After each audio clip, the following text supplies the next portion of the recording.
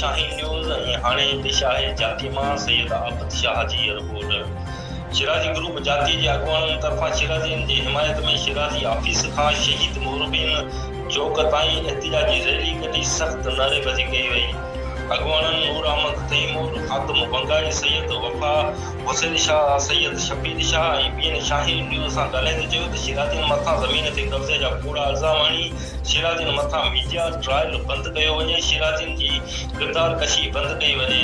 कापाई मल्हान जे ज़मीन ते वकील गुलाम रसूल सुओ पाण कब्ज़ो कयो आहे ऐं हाणे हाय घोड़ा बि पाण पियो करे। गुलाम रसूल सुओ वकालत जे आड़ में केतिरनि ज़मीनुनि ते कब्ज़ा कया आहिनि ऐं जंहिं सां शिराज़ियुनि जो को बि तइल्लुक़ न आहे ऐं नई शिराज़ी ज़मीन ते कब्ज़े में मुलवस आहिनि। अहिड़े अमल जी सख़्त लफ़्ज़नि में मज़मत कयूं था।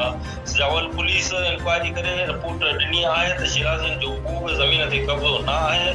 असां चेयरमैन बिलावल भुट्टो ज़रदारी, वज़ीर आला सिंध सैयद मुराद अली शाह, पीपी जे आला क़यादत ऐं सिंध बार काउंसिल खां पुरज़ोर अपील था करियूं त शफ़ाफ़ जांच कराए ॾोहारी धुर खे कानून जी कटया में बीहारियो वञे ऐं बिला जवाज़ शिराज़ियुनि मथां इल्ज़ाम तलाशी बंदि कई वञे। ॿी सूरत में एहतिजाज जो